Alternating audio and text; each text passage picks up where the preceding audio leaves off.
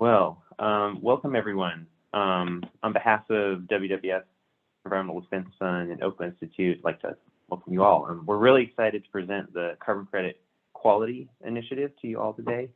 And first off, I'd like to thank the Climate Group for hosting Climate Week NYC as always, and giving us a platform this year to present our project. So where did this project come from? In 2018, it was the UN International Civil Aviation Organization. They were close to finalizing their procedures for screening carbon crediting programs. And then from these carbon crediting programs, airlines would be buying carbon offsets to comply with the ICAO CORSIA, which is the carbon offsetting and reduction scheme for international aviation's international carbon market.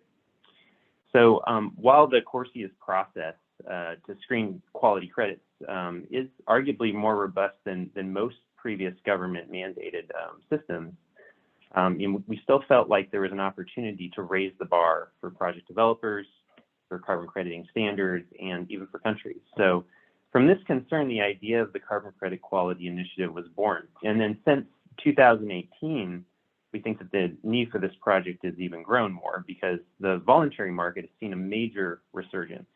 This year alone, the voluntary carbon market is set to more than double from last year's mark.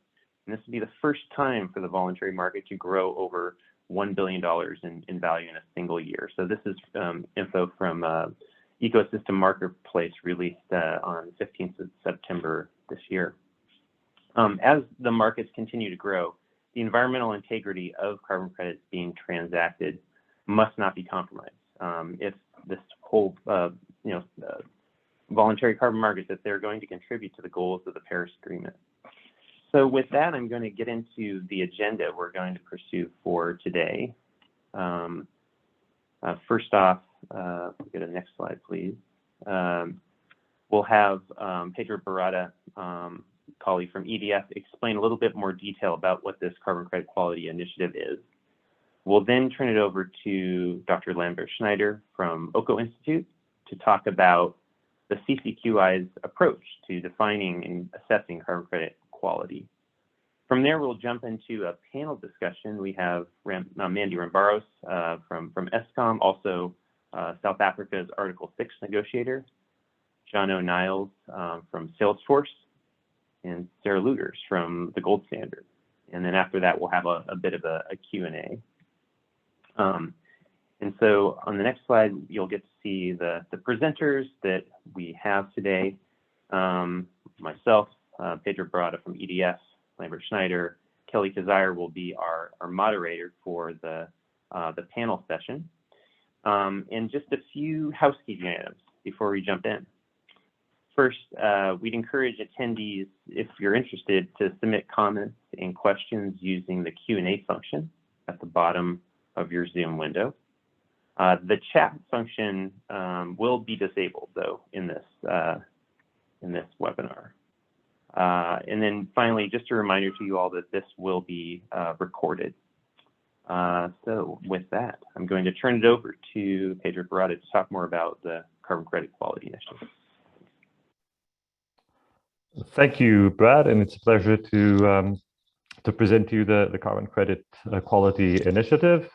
Name is Pedro Barata, currently with EDF as a climate director.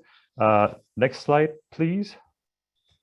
So what is this that we are presenting today? As Brad has already indicated, voluntary carbon markets in particular are facing a resurgence. But it's a resurgence that has come with a, let's say, at the very least, a mixed quality in terms of the carbon credits that are being transacted. So there's been a lot of discussion already in various fora as how to increase that quality level. And in light of that mixed quality, buyers are currently facing a reputational risk if their emission reductions, the emission reductions that they're using, the units, are not effectively credible. So what we aim with this initiative is to enhance the integrity of carbon credits in general, and to proactively encourage carbon crediting programs, project developers, and other market participants to pursue the highest standards. So essentially raising the bar in terms of the quality of what actually gets traded in the market. And how do we do that? Essentially, this is a scoring methodology that is independent and user-friendly, that assesses quality of carbon credits, and we will be listening to Lambert Schneider walk us through all of these different criteria. And that will be supplemented with additional guidance for carbon credit buyers. Finally, to whom are we addressing this product? Essentially to everyone who has an interest in purchasing credits for whatever purpose.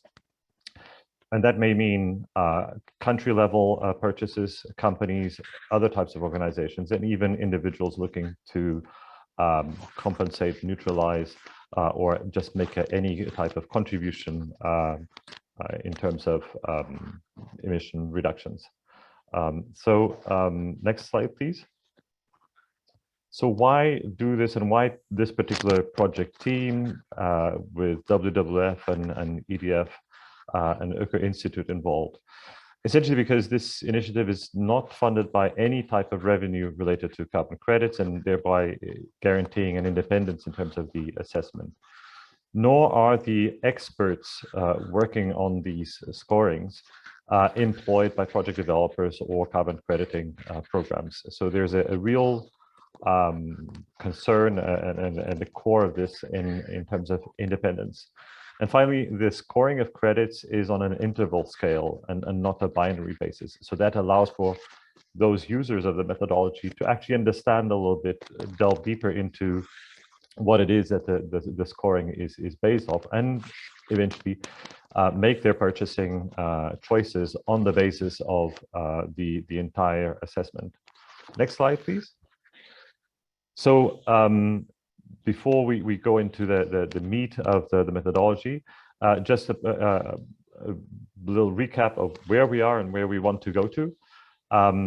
We're past the phase one, where we've outlined detailed criteria for assessing carbon credit quality. We've published a criteria paper that was validated through stakeholder consultation. We went on to phase two, which is developing the methodology for applying these criteria. And we've also validated with stakeholder consultation. And that is in effect what we are going to present to you today. And we're now going into a third phase where we're applying as a demo these scorings or ratings to specific types of combinations of project types, crediting programs, and host countries. This will be coming out soon, and we will be kind of outlining to you what that will look like. Then the next phase will be to update the methodology based on demo results.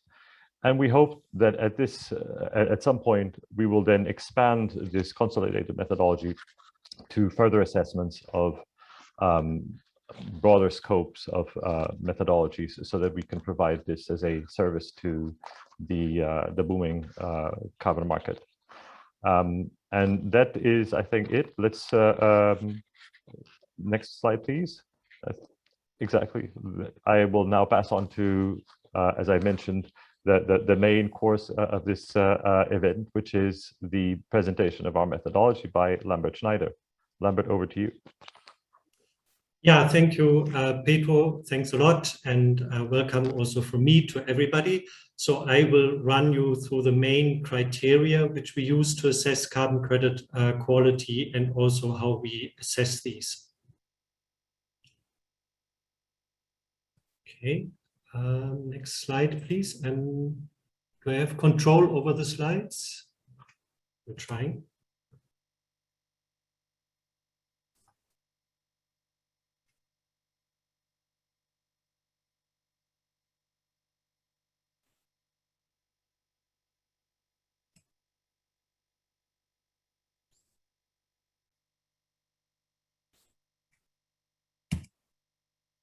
Okay, now it seems to work. So we came forward with different quality objectives, and each of these quality objectives describe a broader objective.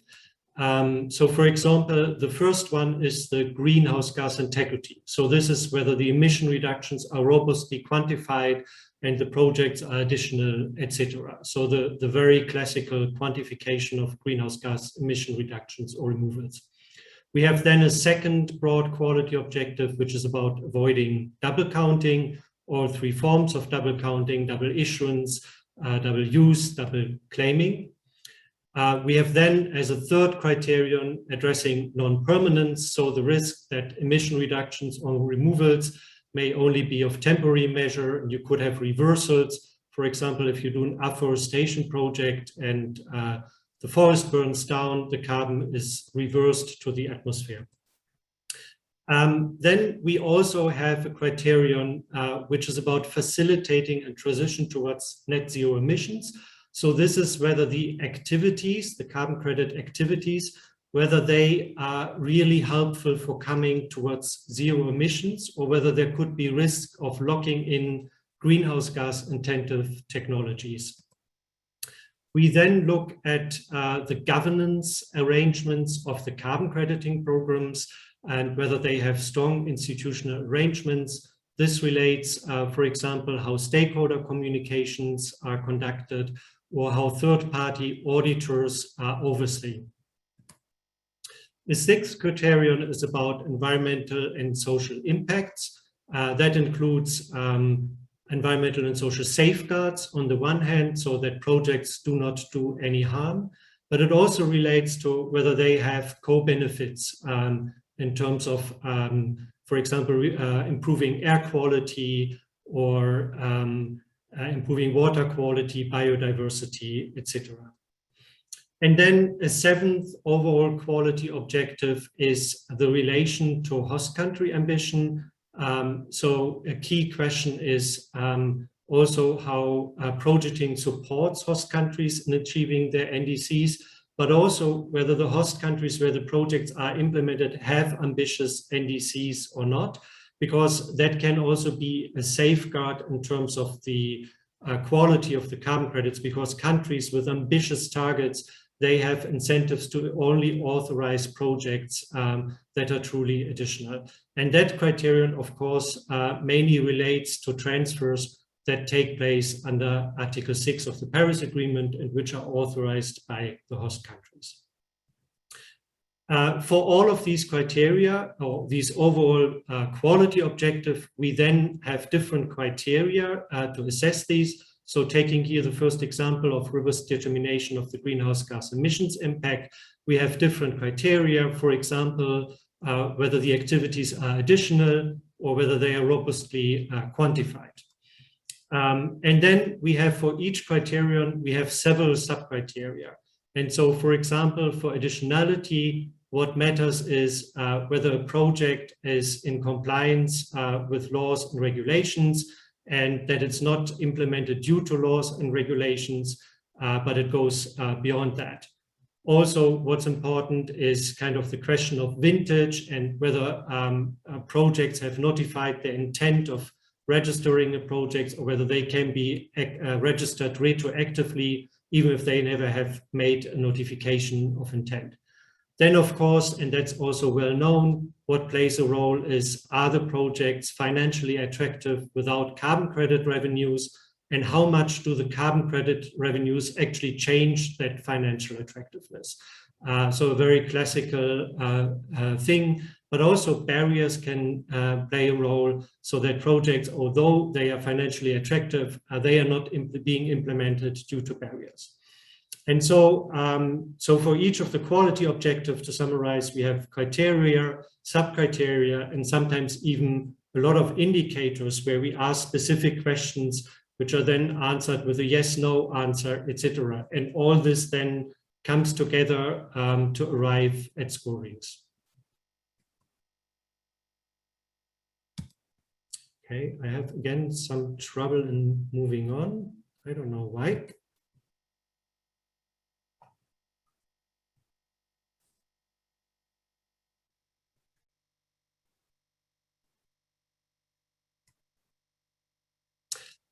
Okay, we have different assessment levels. So for each criterion and for each sub-criterion, we try to assess, okay, what is the most decisive factor, right? Whether this is good quality or not so good quality. And so we identified 4 main assessments level. That is the project type, the carbon crediting program, the quantification methodologies, and the host country. And so, for example, an example where we assess the project type is that some project types, they have material non-permanence risks, like an afforestation project, but there are also project types which have no non-permanence risk, like the abatement of methane emissions from a landfill gas project, for example. And so this is something, how big there is a risk of non-permanence, which is assessed at the level of the project type. So this has nothing to do with the provisions of a carbon crediting program. But then to give an example where a criterion is assessed at the level of the carbon crediting program is how the program addresses non-permanence risks. So for example, for how long these risks are addressed, how well capitalized the buffers are to address these risks, whether risks are reduced. So then there are many criteria how we assess how a carbon crediting program does this. What is also often decisive is not only the general rules of carbon crediting programs, but also how exactly the quantification methodologies, the baseline and monitoring methodologies work, how they establish the baseline, how they address leakage. And because this really differs sometimes even within a program between different methodologies, we also assess quantification methodologies and how robust they are. And then lastly, some criteria are assessed at the level of host country. For example, the readiness of the host countries to apply rules for Article 6 that could be assessed in the future, or how ambitious their NDCs are.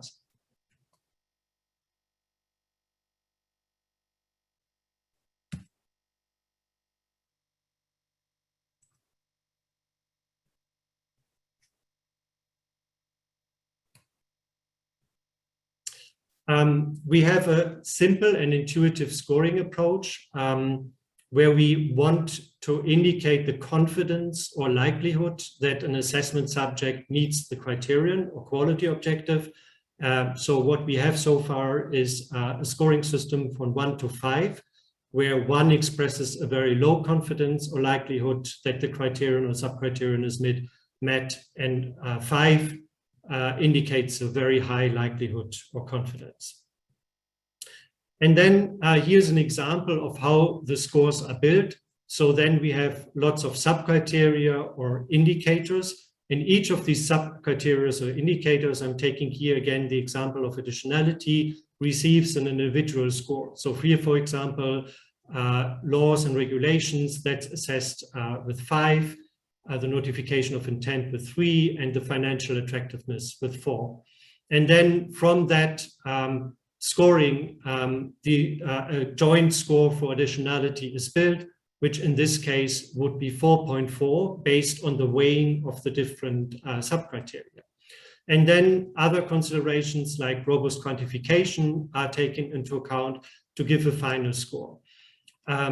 And one particular feature, which is maybe a little bit complicated, but which is interesting, is that we sometimes use something called inverse weighing. And that means the more distant a score is from 5, the stronger it is considered, right? And the idea of that is that if you're performing very well in one criterion, but you are performing badly in another criterion, you cannot make this up. You cannot compensate for that. But to get a good final score, you need high scores in all the subcriteria. And here you can see that, for example, if a score is quite high on additionality, but still you have a mediocre quantification, the overall score will also be a 3 and not a 4, which would be kind of the normal average of that. So that's a feature which we have built in to take into account. To have good quality, you really need reasonably high scores on many aspects. And if you are really poor on one aspect, for example, if you have a very poor additionality assessment, then it doesn't help if you have a really good quantification of your emission reductions, your quality will not be good regardless. So the final result is a scorecard where the user can kind of easily see. The layout will be changed, but that is the idea, where a specific carbon credit, how it performs against the overall quality objectives. And we don't plan to arrive at a single score for a single carbon credit at an overall score, because we think this nuanced picture is a better picture for buyers to understand the quality. And it would also be difficult to kind of compare this. How would you weigh the robust quantification against environmental and social impacts? These issues are very hard to compare.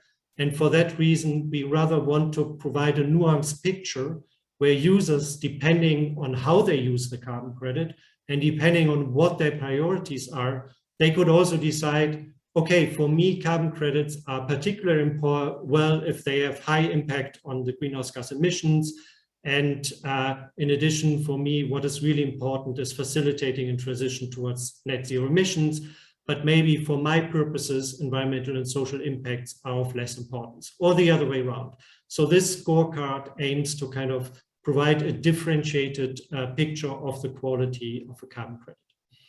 So what have we done in the demo application? We have assessed different standards, gold standard, the verified carbon standard, the clean development mechanism, and the climate action reserve. And we have initially considered 3 project types, certain types of afforestation projects, landfill gas utilization and efficient cook stoves. And we have applied this to 10 host countries and 8 methodologies. And one input parameter is also in the methodology, whether the credits are used under Article 6 or not. So this is the scope that we cover in the demo applications. How have we done this? We have made assessment sheets where each of the criterion or sub-criterion are assessed, where it's being documented, why a program or project types performs in a certain way. We have formed assessment teams. They have prepared draft assessments. We have sent this to the 4 programs to seek feedback, and 3 out of the 4 programs have provided us with very useful feedback. And based on this feedback and the recommendations, we will now working on refining our methodology, because clearly this was the first go. And while applying the methodology, the scoring methodology, we identified areas where it can be refined and improved. Once we have the revised methodologies, we will update the assessments, and then we will also publish the assessment and integrate everything in a website where users can easily access the results. So we will have an interactive web portal. Here on the right hand in the picture down, this is just a mock-up. It aims to show how it works. Probably we will have a simple search and an advanced search. So where the users, they could say, okay, I have a carbon credit, which is of this project type. It uses this carbon crediting program. It chooses this quantification methodology. The project is located in this country, and I want to use it under the context of Article 6. And so this combination of factors will then give a specific scoring. And initially, all carbon credits which have these same features will have the same scoring. Of course, it's also recommended then that users look into particular issues individually of the project, but it helps users to get a first impression of what the main differences are between programs, project types, and other factors influencing that. We will also provide an Excel tool for users who want to apply the methodology on their own to programs or project types which are not yet covered. And all that will then be published on the website. So thank you very much.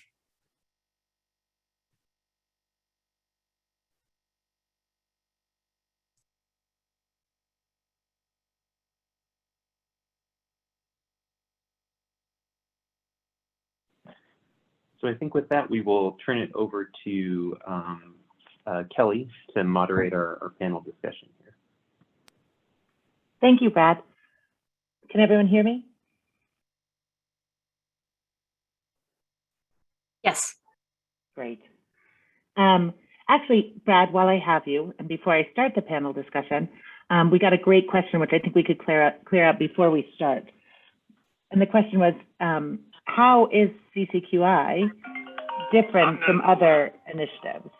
And mentioned specifically were Calyx and the Task Force on Scaling the Voluntary Carbon Market. Maybe I could turn to you first before I go to our panel. Yeah. Yeah, and I think that Pedro asked this or answered this a little bit in already in the chat. I mean, there are several initiatives that are doing similar things. I think the way that our methodology is set up is a unique aspect of our project, right? I think the other thing is that the way that we're funded is another unique aspect, where there are a lot of programs or assessment processes that are being set up that are proprietary, and we do feel like it's important to have that independence. So I think those are a couple of reasons, and we go into a lot more of the detail and do a more detailed assessment of the potential differences. But I think a lot of these initiatives are just getting going too, so it's hard to exactly tell where, you know, one initiative might be covering this sort of set of project types, or this is how their methodology works compared to ours right now. So, yeah. Thanks, Brad. That's clear. And now I'm going to turn to our excellent panel. Today we have Mandy Rambros, John O'Niles, and Sarah Lugers with us. We're very lucky to have these speakers. Mandy, I'm afraid I'm going to come to you first. For those of you who don't know Mandy, she's the general manager for Eskom Holdings, managing the Just Energy Transition Office. She's also South Africa's lead negotiator for Article 6 of the Paris Agreement. And she was appointed, I think in the last year, Mandy, or I don't know, time has no meaning anymore, but she was appointed to serve on the Presidential Commission on Climate Change to help drive South Africa's just transition plan. Mandy, my first question for you is, how helpful are initiatives like CCQI for a country's efforts? And of course, a subject near and dear to my heart, for the Article 6 rules. Thank you, Kelly, and thank you to EDF and the team for the invitation this evening. I think, you know, if you look back, and Pedro mentioned it, Brad mentioned it, if you look back at the carbon market and the role that it's played over the years, it's been extremely important from a country perspective to be able to understand how carbon market works and how it can contribute to countries' efforts in terms of reducing emissions, increasing ambition. But the problem has been the credibility of the carbon market.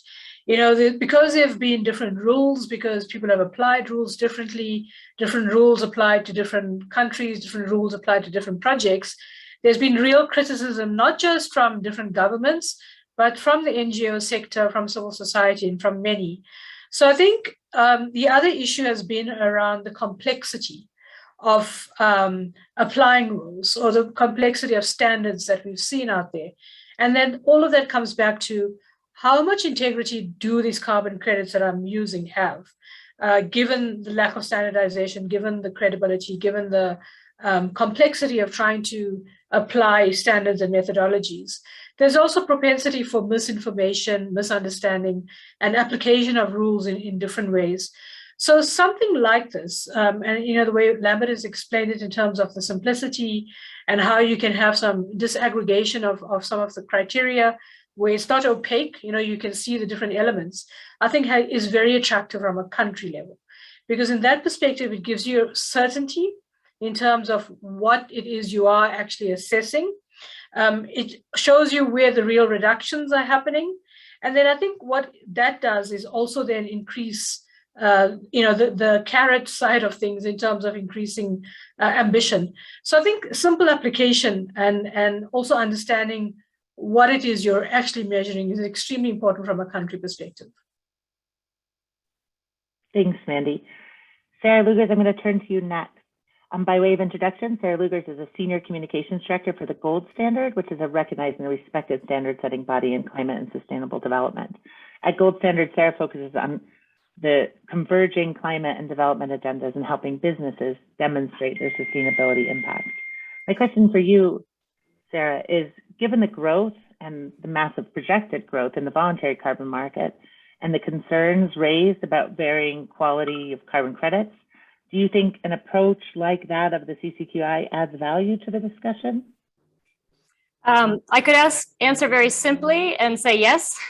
And in more detail, I think it's worth understanding some of these other initiatives that are touching on quality, like CORSIA, like the Task Force for Scaling the Voluntary Carbon Market, and how they're really focused on the floor You know, even in the task force, it has its own stated claim right there in the name, and it is to scale. And it seems to be like that's the projection as you've documented. But the task force counts among its members, you know, some financial institutions who see a new market opportunity, some oil and gas majors, you know, not just a few who may see the carbon market as a way to kind of prolong business as usual, and other actors who might financially benefit from more scale and not always value adequately the trade-offs with quality. So, I mean, to be fair, as I said, I think these initiatives are weeding out, you know, what's really unacceptable, which is important because I think we've seen with this market opportunity some new protocols entering the scene that are doing some strange things like redefining additionality, or some new and incumbents who don't think it's worth the effort to deal with issues like double claiming. So I think these are still binary. It's in or it's out, and still not where the bar where gold standard would like to see it, neither from an environmental perspective or, you know, in looking at baseline setting, additionality, et cetera, or on the beyond carbon benefits, like towards the SDGs. So we're really hoping that the CCQI can help separate the wheat from the chaff, as it were, both on environmental integrity and also kind of stem the emergence of SDG washing, which is a growing trend and risk that we see. So I think it can really help buyers navigate what is actually necessary complexity of the market, because these things are hard and we have complicated rules for a reason. So buyers really deserve to understand where their money is going, what impact that's delivering, both from a climate perspective and also in terms of additional social and environmental benefits. So hugely important, very helpful, and specific maybe to the task force. I think there's a real opportunity, and we'd like to see how this could influence plans on benchmarking, because we have concerns about over flattening the market and allowing the commodification trend to disincentivize really high hanging fruit, high integrity, high impact projects that are more, you know, expensive sometimes and more complex to deliver. Thanks, Sarah. I think those are really important points. You know, the question is about setting a floor and creating the nuance for everything above that floor. That's right. I think Lambert and Pedro, who will be two of the co-chairs of the expert panel for the Task Force on Scaling Voluntary Markets, have a lot of responsibility here, and I think that's a really important intervention. Jono, I'm going to turn to you next. Jono Niles is a senior manager for natural climate solutions at Salesforce. He's an international expert in global climate change policies, markets, and the carbon cycle. I think Jono's track record on climate is well established. He's written textbooks, taught at universities worldwide, founded a bunch of different initiatives, including founded and directed the Carbon Institute, the Tropical Forest Group, the Climate Community and Biodiversity Alliance. We're so glad to see you at Salesforce, Jono, and in this role. Salesforce has recently announced it's achieved net zero across its value chain by reducing emissions, transitioning to renewable energy, and investing in high quality carbon credits. For that last piece, what are some of the challenges that companies like Salesforce are facing when they're looking to purchase carbon credits in the voluntary market? And what are the key quality features or even other attributes that are important to Salesforce or that you've heard are important to other companies? Good morning. Thank you for the invitation. Hello to everybody and fellow panelists. I think a lot of what Mandy and Sarah said is really important to us. The market is complex by its own nature. There's pretty strong information asymmetries between a company that really wants to invest in high quality offsets and, you know, the thousands of pages that stand in the way of, you know, understanding the actual issues. And I think to Sarah's point about SDG washing, that's absolutely critical as we go through the discovery of which projects we want to bring into our portfolio. You know, it's really additionality, which is, as everyone on this call knows, really complicated and nuanced, and it varies by project activity and by project. It's also some of the hardest information to get in terms of like the financials and understanding, especially in the early years, what role carbon finance played in standing up the project. So for us, we're really excited that there's a ton of innovation in the space, both this initiative, but some of the others that are mentioned, even some private sector players that are starting to bring more light into the different projects and methodologies and standards that are out there. So overall, we're super supportive of this and really glad that it's happening. We wish it was happening faster. Let me leave it there for now. Yeah, we hear that, and we know that there's a real need for that now, and then we have to balance that with carefully defining a method that actually works to do what it can. I'm going to come back to you just with a follow-up question.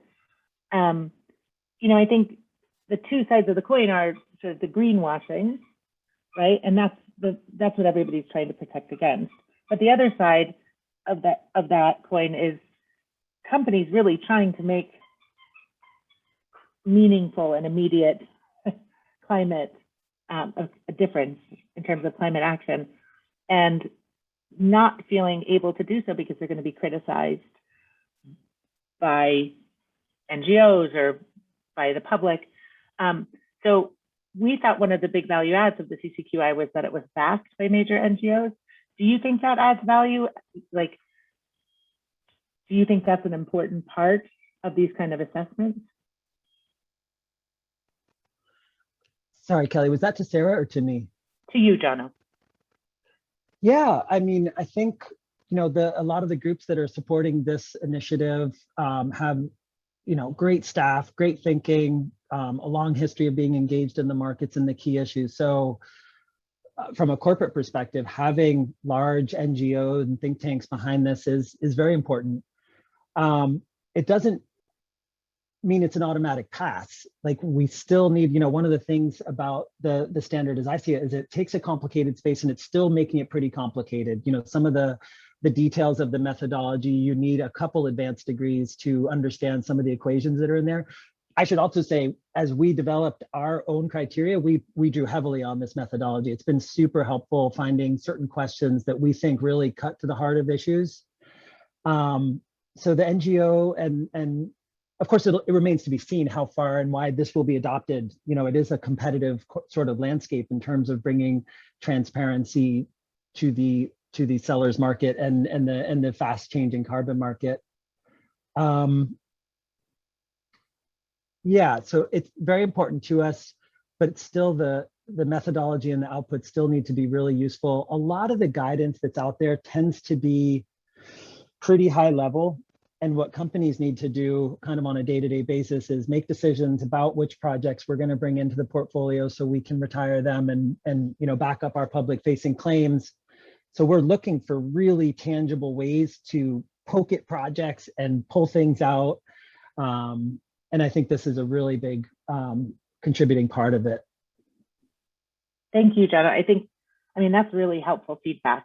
And it is always the challenge, right? Getting enough detail to get it right, but not so much that we overwhelm everybody, especially with concepts that are sort of by definition complex, like additionality. I mean, you mentioned that, and that is really the core of it, right? Getting that right. But thank you. That's really helpful feedback. Sarah, I'm going to ask a similar question to you. How do you anticipate this CCQI or similar initiatives impacting the way carbon crediting programs like the gold standard do business? I mean, I think it's a little bit different perspective than that of business. Yeah, certainly. And I think it'll be helpful to us too. I mean, in a couple of ways. Gold standard has always aimed at being the kind of de facto AAA rating, let's say. And I think we're really confident in our legacy and proud of it, where we've tried to serve as that benchmark, but certainly having an independent third party do that is preferable. And so we see this as working in a few ways, giving us something to point to where we do score high. And so it's not just trust us, you know, we're the best, but objectively, this has been reviewed by people who actually know what they're talking about. And also it'll be instructive to us so that we can identify places to improve where we need to. So we'll feed that into our kind of improvement, you know, continuous improvement cycle and aim and aspire to continue to, you know, demonstrate best practice. I think another point that we'll want to consider is how we can bring this, make it, you know, accessible at the point of, you know, discovery. So there might be a consideration for us in integrating some of this data into our registry, depending on how things shake out, operationally, so we can show additional attributes like these ratings, in addition to things like eligible for CORSIA or not. We're kind of evolving the sophistication of the registry to accommodate that. And then I think that, since kind of the definitions of quality and assessments against that are in good hands with experts like you guys, we can turn our attention to some more innovative practices like new use cases for carbon markets, new claims frameworks, corporate supply chain intervention, sustainable finance that we've started to explore. So that kind of frees us up to do that work and expand our portfolio, but and look at these new innovations as well. Thanks, Sarah. And Mandy, I am obviously going to ask you the same question from a country perspective, but I think, when it comes to, helping companies make these choices and even helping our standard setting bodies, the gold standard or businesses, what is the role of the country in regulating the voluntary carbon market? Is there a role? And Sarah, I might ask you that in follow-up too, and Jono, but Mandy, what would that role be? And if yes, is that through enhanced transparency, standardization of reporting, or bringing more information to the public domain, or through, the assessment of social and environmental safeguards? What could the role of the country be in helping narrow this? Okay, I think that's an extremely important question. One of the things that's been promised as what the carbon market is meant to deliver is sustainable development in a country, especially in a developing country. So, the past regime in the climate regime under the Kyoto Protocol was all about reducing emissions in developed countries and then sustainable development in developing countries. And we know that regime has changed, but there's still such a need to ensure that we have environmental protection, social safeguards in countries. So when it comes to projects that claim to reduce emissions and create carbon credits, it can't be at the expense of some of the social imperatives of those countries. Increasing their sustainable development in the country and ensuring things like job creation, like local manufacturing and industrialization and those kinds of things. So I think it might seem sort of out there, but it actually is a whole part of this whole discussion we're having, in that if you are participating in the voluntary market and if your aim is to reduce emissions as a corporate, you will have to show that you are giving some benefit to the host country where your project is. And so I think from that perspective, the host country does play a role. The host country needs to define what is sustainable development for that country, what is, the social aspects that they are trying to address. It's no point in you doing a project in a country where the benefits that you think are accruing is not actually what the country wants. So I think from that perspective, in terms of directionally, in terms of projects, and is this project actually useful to me as a country, is where the role that the country would have to play. And I think also then, given what we see in the guideline, where one of the criteria or one of the quality objectives is to try and encourage participation in the Paris Agreement. And if you are participating in the Paris Agreement and have an NDC, then the country again will play a role in what emissions are created or how those emissions are counted against NDCs. So, and I know we're getting into controversial ground on compliance versus voluntary, but all of those things at the end of the day should add up, and you should be then contributing to emissions reductions, contributing to sustainable development, and all of those other imperatives in a country. And who best to know whether that's happening than having the country involved? But I think something like a guideline like this, if it's applied, and as Sarah said, because it's been road tested, gives it a lot of credibility in terms of, is this something that we can apply in a standardized manner in a country? And as a government, and I'm putting words in government's mouth, but as a government be comfortable that even if it's a voluntary market project, that it's meeting some level of standardization and some level of credibility that we can all sign up to. Thanks, Cindy. I think that is really important. And not too much into the controversy. So we're in good shape there, I think.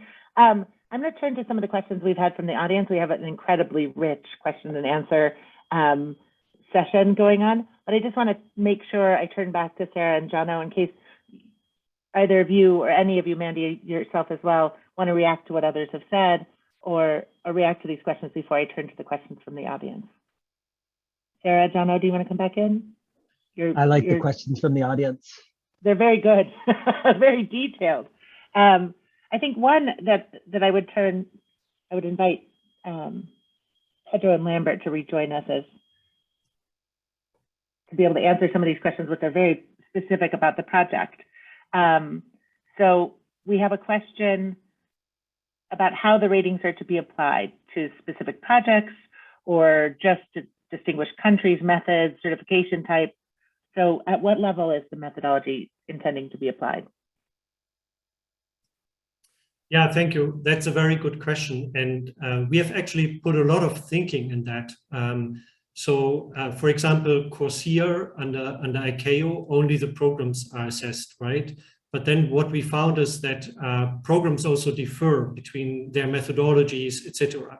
And then only assessing project types to say, okay, how good are wind power projects on their own also doesn't work, right? And so what we try to do is that we assessed, that we looked for each criterion or sub-criterion, like what is the most decisive assessment level? Is it the project type? Is it the program? Is it the methodology, right? And then we aggregate these up. So we don't assess individual carbon credits because that would be too cumbersome. But the idea is that the users can enter information, okay, this is the project type I have, this is the carbon crediting program I use, and then all these scorings, which are assessed at different levels, are in an algorithm behind the website.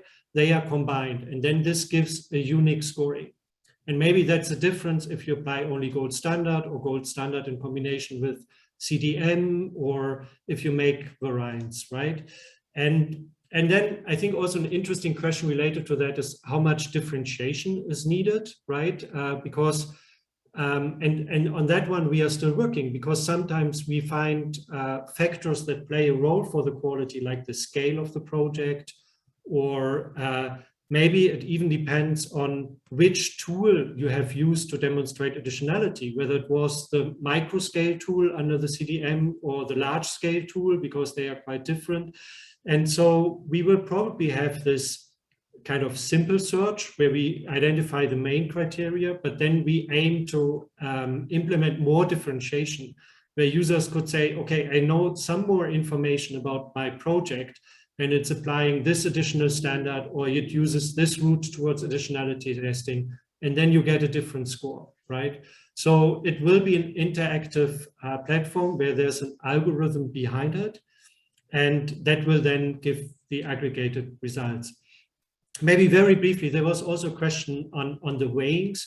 So of course, some of the criteria need to be weighed, but we intentionally did not go to the final end of weighing and to say, this is the final score for carbon credit, but we have this scorecard, right? And the weighings, of course, they are also judgments. So in the methodology, there are some judgments, what is more important and what is less important. But we also provide an Excel tool to apply the methodology, and users could change these scorings, right? They could say, okay, for me, this is more important than this one. And so they could even fine tune and adjust that. And based on their own scorings, they could come to different results. So I hope this clarifies a little bit how we are thinking about this weighing and scoring approach. Thank you. Thank you, Lambert. We have some interesting questions here about the connection to the country's NDCs and double counting and corresponding adjustments. And so I thought I would just throw one to the panel. Would it be possible to use this criteria to create priority lists for countries to identify the high-hanging fruit projects that they would be willing to do a corresponding adjustment for? And that would reduce transaction costs. And there are related questions about how the methodology looks at double counting and those kind of issues. Mandy, Pedro, do you want to, Sarah, Jono, do you want to pick that up? Pedro, I'll turn to you first.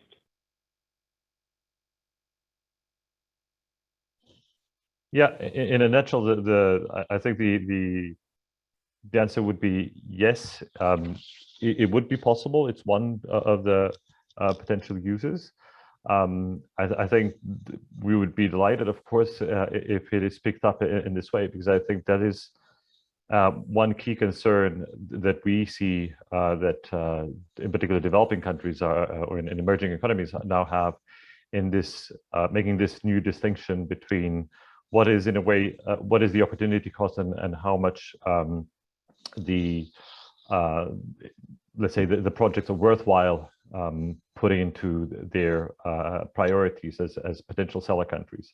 So definitely, it's within the scope of what we would want to do and the possible use of this product.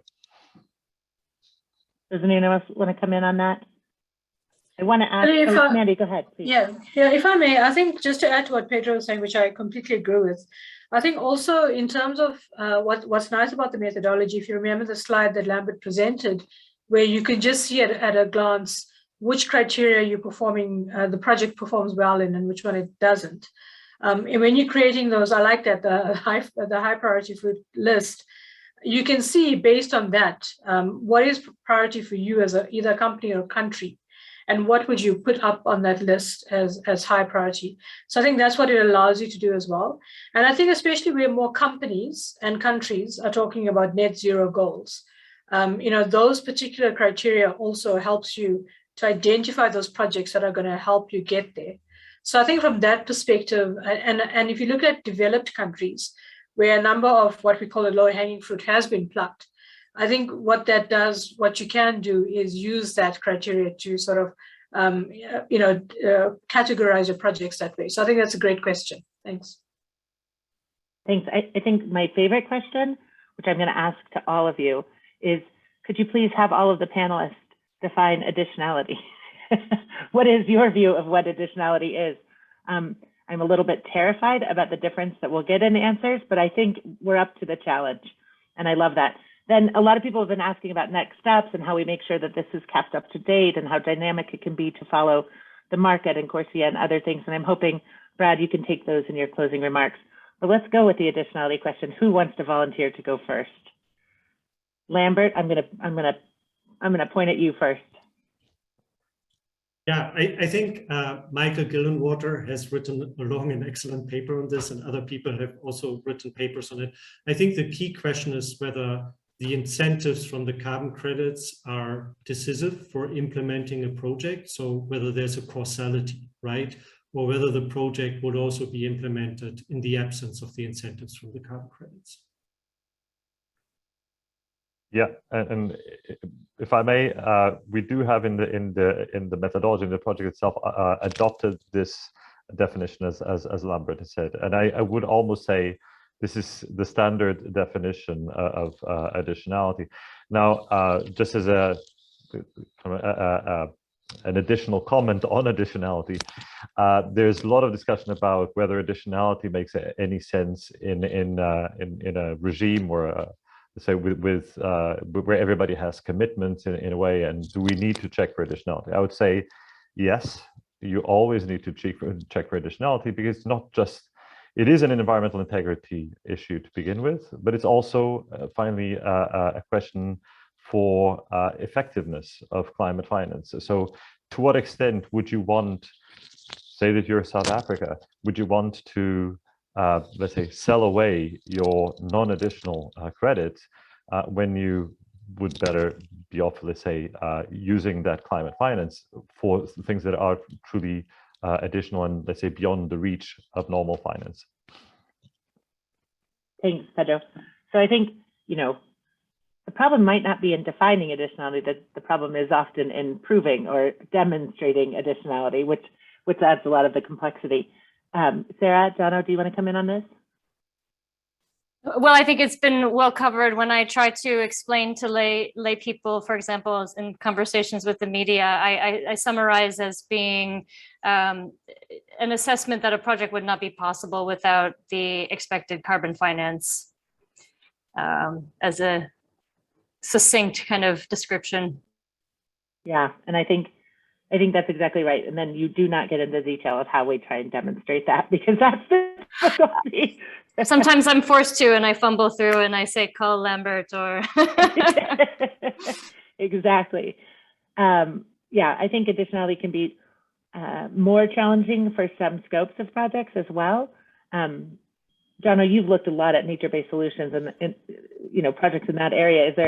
Are there additionality challenges for those types over others, or is it can just be challenging across the board? Yeah, I think for us, when we look at additionality and nature-based solutions, you have to be right in the project headspace at the beginning of the project. And it's really hard to get there sometimes with the methodologies and the standards. And, I guess everyone knows, but additionality often is kind of presented as binary when it's actually more of a spectrum, but markets have a hard time with spectrum. So again, good to see that the ratings here are going to be more in a spectrum than a binary position. Yeah, I think what you want to do is, get inside the project's head early on. It's hard to get the financials. And again, just because a project has a letter that says they're expecting carbon finance to run the project doesn't necessarily mean that was the case. So it's a case by case. You really have to spend time with the project. You have to ask tough questions. You can't let it go. You kind of got to grab a tail and shake it more. And at the end of the day, there's probably no purely fantastically additional project. It would be hard to say that there's like a perfectly additional nature-based project that's out there. Some get pretty close though.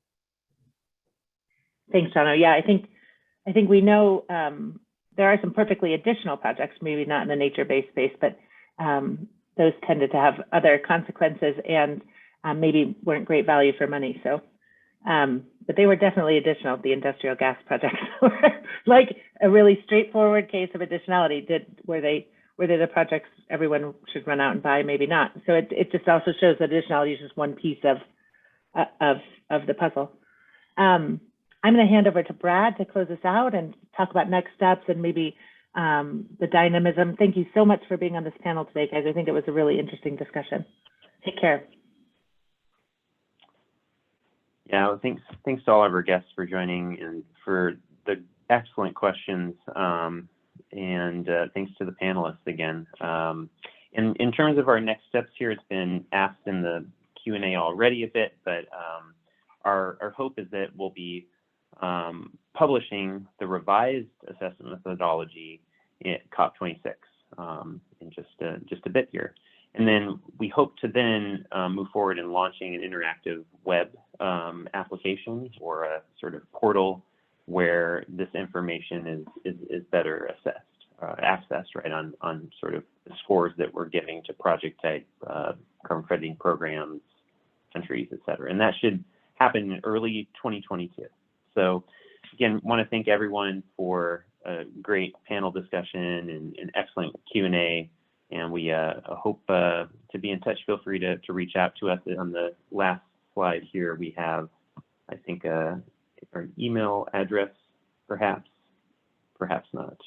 I guess we did not include it on here, but it's carboncreditquality at gmail.com if you're interested in asking more questions. Again, really appreciate it and hope you all have a great rest of the day or evening wherever you are. Thank you.